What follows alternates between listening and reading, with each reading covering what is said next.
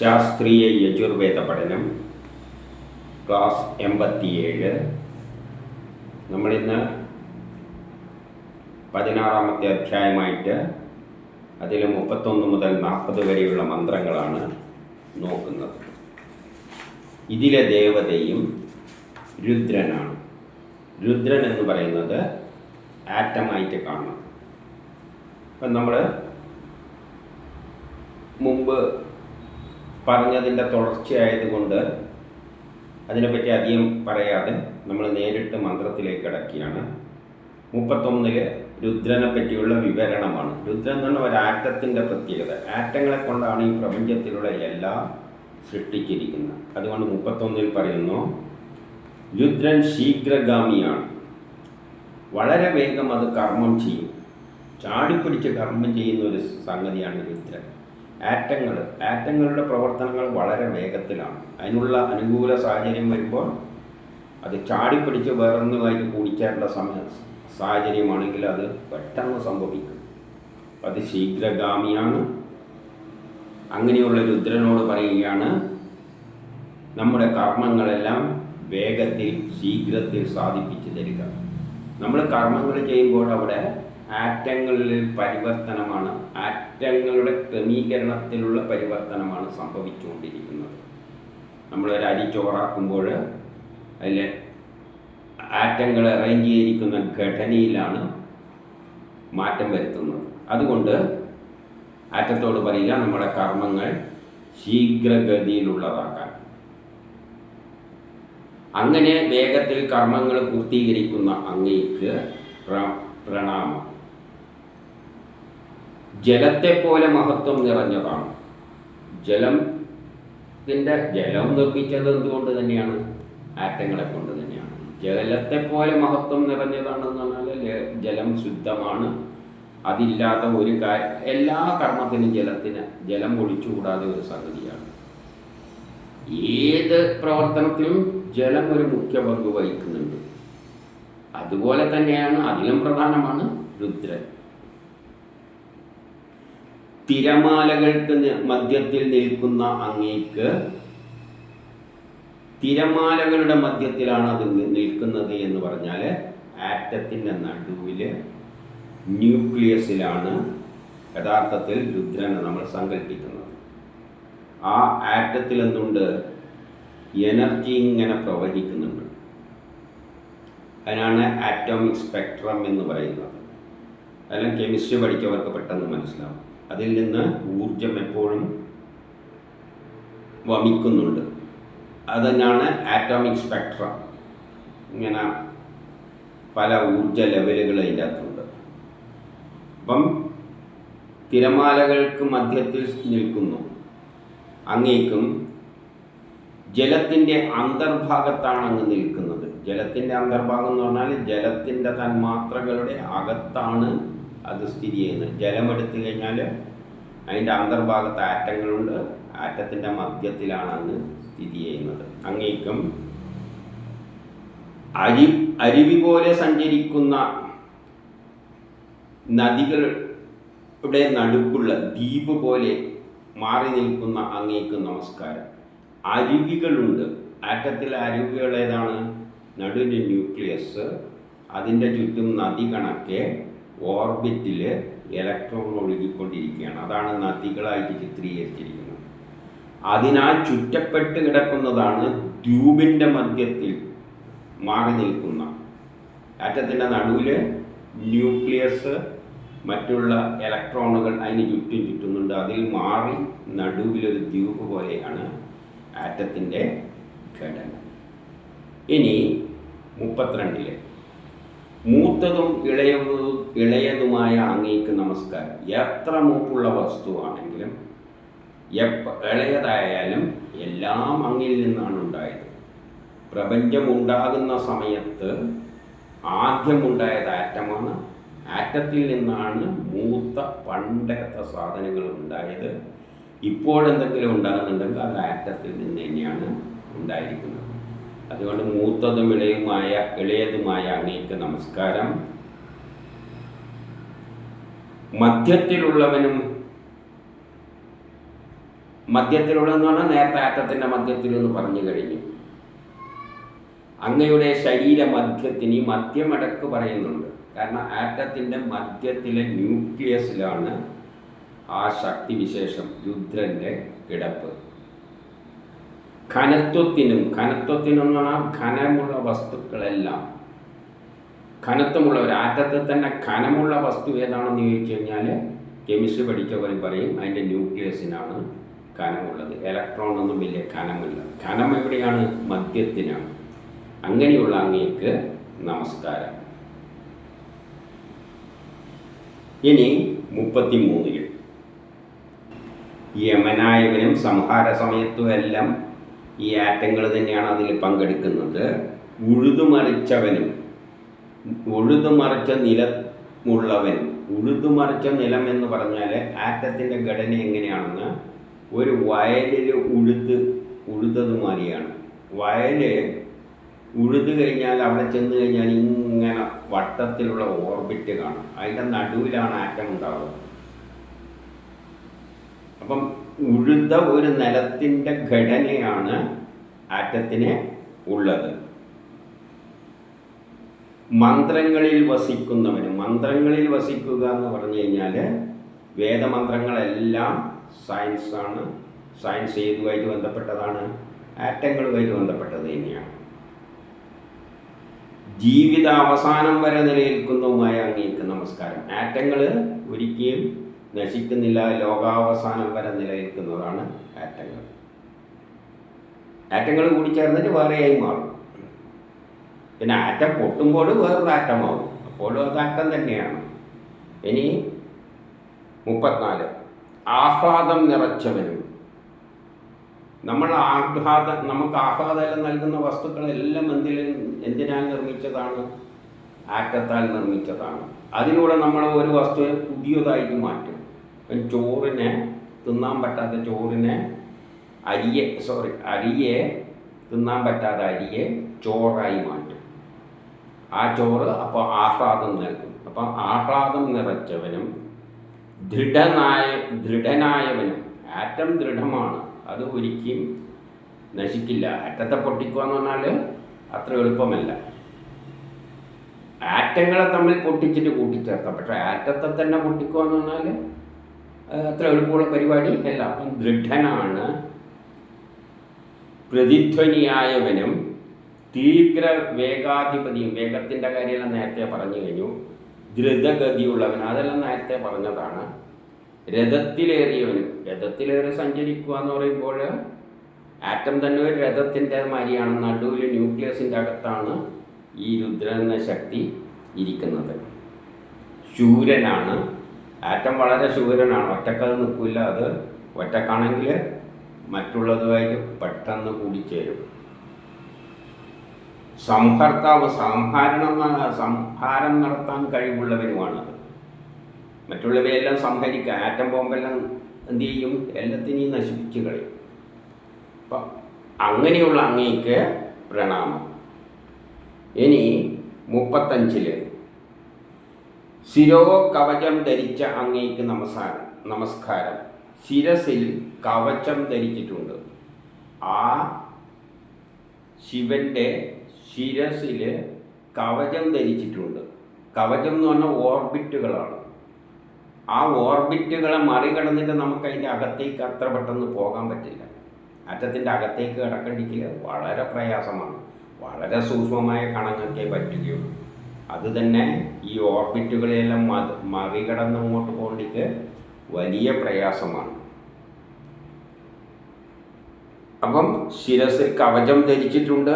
പ്രകാശരൂപനാണ്. ആറ്റത്തിൽ നിന്ന് പ്രകാശം, ഊർജം പുറത്തേക്ക് വരും.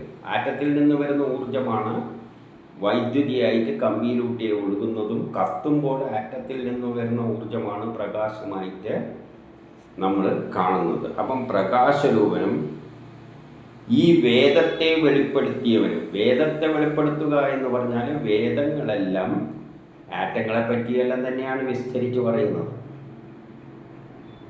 വേദം എന്ന് പറഞ്ഞാൽ സയൻസ്. സയൻസാണ് നമുക്ക് ആരെ വെളിപ്പെടുത്തി തന്നത്? ആറ്റത്തെ പറ്റി, രുദ്രനെ പറ്റി വെളിപ്പെടുത്തി തന്നത്. ശാസ്ത്രജ്ഞന്മാരാണ് ആറ്റത്തെ കണ്ടെത്തിയത്. അല്ലാതെ നമുക്ക് നോക്കിയാൽ കാണുന്ന ഒരു സാധനമല്ല ആറ്റം. അത് ശാസ്ത്രമാണ്. നമുക്ക് കെമിസ്ട്രി എല്ലാം ശാസ്ത്രത്തിലൂടെയല്ലേ നമ്മൾ പഠിക്കുന്നത്. ആ ശാസ്ത്രം തന്നെയാണ് വേദങ്ങൾ. അപ്പം വേദത്താൽ വെളിപ്പെടുത്തിയവനും ദുന്ദുബിയുമായ അങ്ങേക്ക്, ദുന്ദുബി എന്ന് പറയുന്നതിന് ഒരു പ്രത്യേകത ഷേപ്പുണ്ട്. ആ ഷേപ്പും തന്നെയാണ് ആറ്റത്തിൻ്റെ. അതിൻ്റെ അകത്ത് ഒന്നിങ്ങനെ മൂവ് ചെയ്യുന്നത് ഇലക്ട്രോണായിട്ട് ചിത്രീകരിക്കണം. ആ ദുന്ദുബീൻ്റെ രൂപത്തിലാണ് അതിൻ്റെ ഓർബിറ്റുകളെല്ലാം വരുന്നത്. അത് സൂക്ഷ്മമായിട്ട് നിരീക്ഷിച്ച് ആറ്റത്തിൻ്റെ ഘടന അറിയുന്നവർക്ക് പെട്ടെന്ന് എന്താണ് അതുകൊണ്ട് ഉദ്ദേശിക്കുന്നതെന്ന് മനസ്സിലാക്കാം. അങ്ങനെയുള്ള അങ്ങേക്ക് നമസ്കാരം. ഇനി 36 അങ്ങ് ധൈര്യം നിറച്ചവനും. ധൈര്യം എന്ന് പറഞ്ഞാൽ ഏത് പ്രവർത്തിക്കും ആറ്റം കയറിയിട്ട് ആദ്യം തന്നെ ആറ്റമാണ് ഉണ്ടായത്. ആറ്റത്തെ ഭയങ്കരന്മാരായിരുന്നു അവരെന്ന് കഥയിൽ ചിത്രീകരിച്ചിട്ടുണ്ട്. ശല്യം അവരെ കൊണ്ട്, അവർ അടിയും പിടിയാണ്. കാരണം അത്രയും ധൈര്യവാന്മാരാണ്. കാരണം അവർക്ക് ഒറ്റക്ക് നിൽക്കാൻ പറ്റില്ല, വേറെ ആയിട്ട് കൂടിച്ചെന്ന്. അപ്പം ഏതെങ്കിലും എല്ലാം കാണുന്നതിനെല്ലാം കയറി അറ്റാക്ക് ചെയ്ത് അതിൽ നിന്ന് ആറ്റങ്ങളെ പിടിച്ചെടുക്കും. അപ്പം ധൈര്യം നിറച്ചവനും ശ്രദ്ധയുള്ളവനും, ശ്രദ്ധയോടുകൂടി അത് ചെയ്യുകയുള്ളൂ. ഓരോ ആറ്റത്തിനും വളരെ ശ്രദ്ധയുണ്ട്. അതിൻ്റെ ഏറ്റവും പുറത്ത് 8 ഇലക്ട്രോൺ വേണം. കുറഞ്ഞു പോയാൽ അത് എങ്ങനെയെങ്കിലും അത് നേടിയിട്ട് അവിടെ എത്തിക്കും. അപ്പം അത്രയും ശ്രദ്ധയാണ് അതിൻ്റെ കാര്യങ്ങൾ. ആ ശ്രദ്ധയനുസരിച്ച് സയൻസിൻ്റെ അടിസ്ഥാനത്തിലാണ് രാസപ്രവർത്തനങ്ങൾ നടക്കുക. അതിലെല്ലാം പങ്കെടുക്കുന്നത് ആറ്റങ്ങളാണ്. ആവനാഴി ഉള്ളവൻ, ആവനാഴി എന്ന് പറഞ്ഞാൽ ആവനാഴി ധരിച്ചവനും. അതിൻ്റെ അകത്തുനിന്നാണ് പുറത്തേക്ക് ഊർജം പ്രവഹിക്കുന്നത്. ആ ഊർജമാണ് നമ്മൾ, ആ ശക്തിയാണ് നമ്മളെല്ലാം ഉപയോഗിക്കുന്നത്. നമുക്ക് ഈ കിട്ടുന്ന ശക്തി ഏതിൽ നിന്നാണ്? നമ്മൾ കഴിക്കുന്ന ഭക്ഷണത്തിൽ നിന്നാണ്. ഭക്ഷണത്തിന് എന്താണ് സംഭവിക്കുന്നത്? അതിലുള്ള ആറ്റങ്ങൾ ചില രാസപ്രവർത്തനം നടക്കുമ്പോൾ അതിൽ നിന്നും റിലീസാകുന്ന ഊർജമാണ് നമ്മൾ ഈ പ്രയോഗിക്കുന്നത്. അത് നമ്മളെല്ലാം ആര് എന്ത് ആയുധം പ്രയോഗിക്കുന്നുണ്ടെങ്കിലും അവിടെയെല്ലാം ഈ ആറ്റത്തിലുള്ള ഊർജമാണ് ആക്ട് ചെയ്യുന്നത്. അതുകൊണ്ട് അതിൻ്റെ ആവനാഴി തന്നെയാണത്. തീക്ഷ്ണമായ ആയുധമുള്ളവനും, അതിൻ്റെ ഏറ്റവും വലിയ ആയുധം എന്ന് പറയുന്നവൻ എന്താണ്? ന്യൂക്ലിയർ ബോംബാണ്. ആയുധമേന്തിയവനും മംഗളായുധമുള്ളവനും. നമുക്ക് ഗുണം ചെയ്യുന്ന ആയുധങ്ങളുണ്ട്. എന്താണ് ഗുണം ചെയ്യുന്ന ആയുധങ്ങൾ? ഇലക്ട്രോണിനെ പുറത്തേക്ക് വിടുമ്പോൾ അതിൽ നിന്ന് കിട്ടുന്നതാണ് വൈദ്യുതി. അത് നമുക്ക് ഗുണമാണ്. കത്തുമ്പോൾ കിട്ടുന്ന ഊർജം അത് നമുക്ക് ആവശ്യമാണ്. കത്തുമ്പോൾ കിട്ടുന്ന വെളിച്ചം അതൊക്കെ നമുക്ക് മംഗളം നൽകുന്നതാണ്. പലതരം ബൾബെല്ലാം കണ്ടിട്ടില്ലേ, ഭംഗിയുള്ള വെളിച്ചങ്ങൾ. അപ്പം അതെല്ലാം നമ്മൾ മംഗളകരമായിട്ടുള്ളതാണ്. അങ്ങനെയുള്ള അങ്ങേക്ക് നമസ്കാരം. ഇനി 37 രുദ്രൻ ലഘുവായി നടക്കുന്നവനും. ലഘുവായി എന്ന് പറഞ്ഞു കഴിഞ്ഞാൽ ഏറ്റവും ചെറിയ വസ്തുക്കളിൽ, ഇന്ന് പ്രപഞ്ചത്തിലുള്ള വസ്തുക്കളിൽ ഏറ്റവും സൂക്ഷ്മമായിട്ടുള്ള ലഘുവായിട്ടുള്ളത് ആറ്റങ്ങളാണ്. ആറ്റങ്ങൾ കൂടിച്ചേർന്നിട്ടാണ് കോംപ്ലക്സായ വലിയ വലിയ തന്മാത്രകളുള്ള വസ്തുക്കളെല്ലാമായിട്ട് മാറുന്നത്. ഏറ്റവും ലഘുവായ രൂപത്തിനാണ് ആറ്റം എന്ന് പറയുന്നത്. രാജപാതയിൽ നടക്കുന്നവനാണെന്ന് പറഞ്ഞു കഴിഞ്ഞാൽ, രാജപാത എന്ന് പറഞ്ഞാൽ അതോ രാജാവിന് സമാനമാണ്. അവൻ്റെ എല്ലാ യജ്ഞങ്ങളിലും അവനാണ് കയറി പങ്കെടുക്കുന്നത്. എന്ത് പ്രവർത്തനങ്ങൾ നടക്കുന്നുണ്ടോ അവിടെ ആറ്റങ്ങൾ കയറി പങ്കെടുക്കും. അങ്ങനെയുള്ള അങ്ങേക്ക് പ്രണാമം. അങ്ങ് വളക്കൂറുള്ള പ്രദേശമാണ്. വളമുള്ള പ്രദേശം എന്ന് പറഞ്ഞാൽ വളമുള്ള പ്രദേശത്ത് എന്തുണ്ട്? പൊട്ടാഷ് വളം, ഫോസ്ഫേറ്റ് വളം, ഇതെല്ലാം എന്തെന്നാണ്? ആറ്റങ്ങളാണ്. ആറ്റങ്ങളെ കൊണ്ട് നിർമ്മിച്ചതാണ് ഫോസ്ഫേറ്റ് വളം, പൊട്ടാഷ് വളം. ഇതിനെല്ലാം കേട്ടിട്ടില്ലേ? ഉപ്പ്, സോഡിയം. ചില തെങ്ങിനെല്ലാം ഉപ്പിട്ട് കൊടുക്കും. Sodium chloride, sodium atom, chlorine atom. കുളങ്ങളുടെ പതിയാണ്. കുളങ്ങളുടെ പതി എന്ന് പറഞ്ഞാൽ ഒരു കുളത്തിൻ്റെ ഷേപ്പാണ് എന്തിനുള്ളത്? ആറ്റത്തിന് ഉള്ളത്. നടുവിൽ ന്യൂക്ലിയസ്, ചുറ്റും കുളം പോലെ. ചെറു തോടുകളും തടാകങ്ങളും നദികളും ജലശേഖരവും അങ്ങ് തന്നെയാണ്. ഈ കാണുന്ന തോടായാലും തടാകങ്ങളായാലും നദികളായാലും പ്രപഞ്ചത്തിലുള്ള എല്ലാ വസ്തുക്കളും അങ്ങ് തന്നെയാണ്. കാരണം വെള്ളം എന്തിനെ കൊണ്ടുണ്ടാക്കിയതാണ്? ആറ്റങ്ങളെ കൊണ്ട്. മണ്ണെന്തിനെ കൊണ്ടാണ്? എല്ലാ മാറ്റങ്ങൾ തന്നെ. ഇനി 38. ജലം നിറച്ച കിണറായിരിക്കുന്ന അങ്ങേക്ക്. ഒരു കിണറോടാണ് എപ്പോഴും മാറ്റങ്ങളെ എപ്പോഴും താരതമ്യം ചെയ്യുക. ഒരു കിണറ്റിൽ നടുവിൽ ജലമാണ് ന്യൂക്ലിയസ്. ആ കിണറ്റിന് ചുറ്റും ഇങ്ങനെ പടവുകളുണ്ട്. ആ പടവുകളെ നമുക്ക് ഓർബിറ്റായിട്ട് എടുക്കാം. കുറേ ഓർബിറ്റ് ഉണ്ട്, അതുമാതിരി പടവുകൾ കാണാം. അതുകൊണ്ട് കിണറോട് ഉപമിക്കും. ഇതെല്ലാം നമുക്ക് മനസ്സിലാകാൻ വേണ്ടിയിട്ടാണ് ഇങ്ങനെ ഓരോ ഉദാഹരണങ്ങൾ പറയുന്നത്. ജലം നിറച്ച കിണറുകൾക്ക്. ഇപ്പം നമ്മൾ ജലം നിറഞ്ഞ കിണറിലേക്ക് നോക്കും. കിണറിലേക്ക് നോക്കുന്ന ആ രൂപത്തിൽ എന്തിനെ കണ്ടുകൊള്ളണം? ആറ്റത്തെ കണ്ടുകൊള്ളണം. ചാവടിയായിരിക്കുന്ന അങ്ങേക്കും. ചാവടി കണ്ടിട്ടുണ്ടല്ലോ, ഇങ്ങനെ കഴുത്തിൽ വെച്ച് ഇങ്ങനെ ഒരു സാധനം.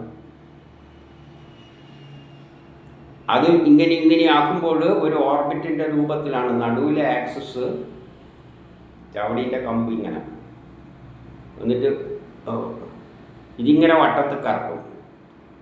വട്ടത്തിൽ കറക്കുമ്പോൾ എന്താണ്? നടുവിൽ തല ന്യൂക്ലിയസ്. ഇതിങ്ങനെ ഇവിടെ വെച്ചിട്ട് ഇങ്ങനെ കറക്കുമ്പോൾ ഓർബിറ്റ് മാതിരിയാവും. അതിൻ്റെ ചുറ്റുള്ള ഓർബിറ്റുകൾ മാതിരി ഇങ്ങനെ കറങ്ങിയാണ്. നടുവിൽ തലയാണ് ന്യൂക്ലിയസ്. അപ്പം ചാവടിയായിരിക്കുന്ന അങ്ങേക്കും. ഒരു ചാവടി എടുത്താൽ ആ തലക്കും ആ കമ്പുമായിട്ട് അതിൻ്റെ ചലനവുമായിട്ട് ബന്ധിപ്പിച്ച് ചിന്തിച്ചു നോക്കൂ ആറ്റത്തിൻ്റെ ഒരു ഘടന. അപ്പം കിണർ രൂപത്തിൽ പറഞ്ഞ്, ചാവടി രൂപത്തിൽ പറഞ്ഞ്, ദുന്ദുബി രൂപത്തിൽ പറഞ്ഞ്, ഇതെല്ലാം നോക്കുമ്പോൾ ഒരു പ്രത്യേക ഷേപ്പ് കിട്ടും. വർഷമായിരിക്കുന്ന അങ്ങേക്കും, അവർഷമായിരിക്കുന്ന അങ്ങേക്കും, മേഘമായിരിക്കുന്ന അങ്ങേക്കും. വർഷം നടക്കുമ്പോൾ എന്താണ്? മഴ പെയ്യുമ്പോൾ എന്താണ് സംഭവിക്കുന്നത്? ഹൈഡ്രജനും ഓക്സിജൻ OH ഗ്രൂപ്പും തമ്മിൽ കൂടിച്ചേരുക, ആറ്റങ്ങൾ കൂടിച്ചേരുന്ന അങ്ങേക്ക്. അതാണ് മഴയായിട്ട് പെയ്യുന്നത്. മേഘത്തിൽ എന്താണുള്ളത്? ചാർജുള്ള ഹൈഡ്രജൻ അയോണിയും കാണാം, OH അയോണിയും എല്ലാം കാണാം. അയനൈസ്ഡ് ചെയ്ത്, വെള്ളം അയനൈസ് ചെയ്ത്. വിദ്യുത്തായിരിക്കുന്ന അങ്ങേക്കും. വിദ്യുത്തിൽ എന്താണുള്ളത്? ഇലക്ട്രോണാണ് ഉള്ളത്. അത് ഇതിൽ ഇതാണ് വന്നത്? ആറ്റങ്ങളിൽ നിന്നാണ് വന്നത്.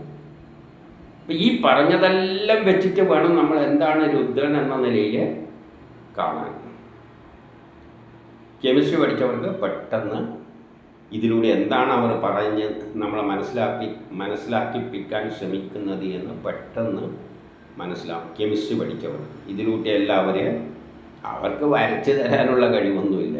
അതിനെല്ലാം നടക്കുന്ന കാര്യമല്ല. അവരുടെ സൗകര്യങ്ങൾ വളരെ കുറവാണ്. അതുകൊണ്ട് അവർ ഓരോ ഉദാഹരണങ്ങൾ സഹിതമാണ് പഠിപ്പിക്കാൻ ശ്രമിക്കുക. പക്ഷേ അത് പഠിക്കണ്ടെങ്കിൽ ആ വിഷയത്തിൽ കുറച്ച് പ്രാവീണ്യമുള്ളവർക്ക് ഇത് മനസ്സിലാക്കാൻ പറ്റുകയുള്ളൂ. ഇനി 39. കാറ്റും, ഭയങ്കരമായ കാറ്റും, ശൈത്യം നിറഞ്ഞ മഴയും, വസ്തുവും, പിന്നെ സോമവും, രുദ്രനും, അരുണ നിറവും, താമ്രവും അങ്ങ് തന്നെയാവുന്നു. എല്ലാം അങ്ങാണെന്ന് പറയുകയാണ്. കാറ്റ്, ഭയങ്കരമായ കാറ്റടിക്കുന്നത് വായുവാണ്. വായു ആറ്റങ്ങൾ ചലിക്കുന്ന വായുവാണ്. മഴ ജലം. അപ്പം വായു ആറ്റങ്ങളെ കൊണ്ട് നിർമ്മിച്ചതാണ്. മഴ ജലം ആറ്റങ്ങളെ കൊണ്ട് നിർമ്മിച്ചതാണ്. വസ്തു എന്ന് പറഞ്ഞാൽ സോളിഡ്. അപ്പം വായു, ചലിക്കുന്ന വായു, ജലം, മഴ, വസ്തു, പിന്നെ സോമം എന്ന് പറയുന്ന എല്ലാതരം വസ്തുക്കളും, രുദ്രനും, അരുണ നിറവും. അത് ആറ്റത്തിൻ്റെ നിറവുമായിട്ട് ബന്ധപ്പെട്ട് പറയുന്നതാണ്. അങ്ങു തന്നെയാകുന്നു. എല്ലാം അങ്ങ് തന്നെയാണ്. ഇനി 40. അങ്ങ് ധനനാഥനും. അങ്ങാണ് ധനം നേടിത്തരുന്നത്. ആറ്റങ്ങൾ ഉപയോഗിച്ച് പുതിയ പുതിയ വസ്തുക്കൾ ഉണ്ടാക്കിയിട്ട് തന്നെ നമ്മൾ ധനം നേടുന്നത്, ചോറുണ്ടാക്കുന്നത്. എല്ലാ ആറ്റങ്ങളെ കൊണ്ടുള്ള വസ്തുക്കളെ ഒരു രൂപത്തിൽ നിന്ന് വേറൊരു രൂപത്തിലാക്കി മാറ്റിയിട്ട് നമ്മൾ ധനം നേടുന്നു. ജ്ഞാനപതിയും. ജ്ഞാനം എവിടെ നിന്ന് തുടങ്ങണം? ആറ്റത്തിൽ നിന്ന് തന്നെ തുടങ്ങണം. ജ്ഞാനപതിയാണ്. ജ്ഞാനം, വിദ്യ ഏതിൽ നിന്നാണ് തുടങ്ങേണ്ടത്? ഏറ്റവും ചെറിയ ലഘുവായ ആ ഒരു സാധനം. എന്താണത്? ആറ്റം. ഉഗ്രനുമാകുന്നു. അത് നേരത്തെ പറഞ്ഞു, ഉഗ്രൻ പറഞ്ഞത് റിപ്പീറ്റ് ചെയ്യുന്നുണ്ട്. അങ്ങാണ് ഉഗ്രവധത്തിന് ഒരുങ്ങിയത്. അതായത് ആദ്യ സൃഷ്ടികാലത്ത് എല്ലാത്തിനെയും വധിക്കാനുള്ള ഒരു ശക്തി വിശേഷം അതിനുണ്ടായിരുന്നു. അത് വലിയൊരു ശക്തിയായിരുന്നു. ആറ്റങ്ങൾ മാത്രം ഉണ്ടായിക്കഴിഞ്ഞാൽ ഒറ്റക്ക് നിൽക്കാൻ പറ്റില്ല. ആ പ്രപഞ്ചത്തിൽ എല്ലാത്തിനെയും അത് നാർത്ത് കളയും. പിന്നെ അത് കൂടിച്ചേർന്നിട്ട് ഏറ്റവും പുറത്ത് 8 ഓർബിറ്റിൽ 8 ഇലക്ട്രോൺ വന്നതിൻ്റെ ശേഷമാണ് അത് ശാന്തമാകുന്നത്. അല്ലാതപ്പോൾ അത് ഭയങ്കര ആക്റ്റീവാണ്. അകലെ ഇരുന്ന് വധിക്കുന്നവനും അതിന് അകലെ ഇരുന്നിട്ട് വധിക്കാൻ പറ്റും, അത്രയും ശക്തി. കാരണം ന്യൂക്ലിയസ് ചുമ്മയെ ഇരിക്കുന്നുള്ളൂ. പുറത്തുള്ള ഇലക്ട്രോണുകളെ കൊണ്ടാണ് അത് എല്ലാ വധവും ചെയ്യിപ്പിക്കുന്നത്. അങ്ങ് പച്ചപ്പ് നിറഞ്ഞ വൃക്ഷമാകുന്നു. നല്ല പച്ച നിറമുള്ള വൃക്ഷത്തിൽ എന്താണുള്ളത്? ക്ലോറോഫിൽ. ക്ലോറോഫിലുള്ള വസ്തു എന്താണ്? Free electron. പെട്ടെന്ന് സൂര്യപ്രകാശം കിട്ടുമ്പോഴേക്ക് ഇലക്ട്രോൺ അതിൻ്റെ അകത്തുനിന്ന് ജമ്പ് ചെയ്യും ആ ആറ്റങ്ങളിൽ നിന്ന്. അതുകൊണ്ടാണ് പച്ചപ്പുള്ള സ്ഥലത്ത് അങ്ങുണ്ട് നല്ല പച്ച നിറമുള്ള ക്ലോറോഫിൽ. ക്ലോറോഫിലിൻ്റെ പ്രത്യേകത എന്താ? സൂര്യവെളിച്ചം വീഴുമ്പോഴേക്ക് അതിൻ്റെ അകത്തുനിന്ന് ഇലക്ട്രോണ് ജമ്പ് ചെയ്യും. ഏതുപോലെ ഇപ്പോഴത്തെ സോളാർ പാനലുണ്ടല്ലോ, സൂര്യൻ്റെ വെളിച്ചം തട്ടുമ്പോൾ ഇലക്ട്രോണ് ജമ്പ് ചെയ്യും. അങ്ങനെയുള്ള ഹരികേശന് പ്രണാമം. അങ്ങനെയുള്ള ഹരികേശൻ എന്ന് പറയുന്നത് തന്നെയാണ് ക്ലോറോഫിൽ. സസ്യങ്ങളിലെ പച്ച നിറം, അതിൽ നിന്ന് ഇലക്ട്രോണാണ് പെട്ടെന്ന് വിടുന്നത്. ആറ്റങ്ങളിൽ നിന്ന് പെട്ടെന്ന് ഇലക്ട്രോൺ വിടും. അങ്ങനെയുള്ള ഹരികേശന് പ്രണാമം. ബാക്കി ഇനി രുദ്രൻ തന്നെയാണ്. അത് അടുത്തതിൽ നോക്കാം.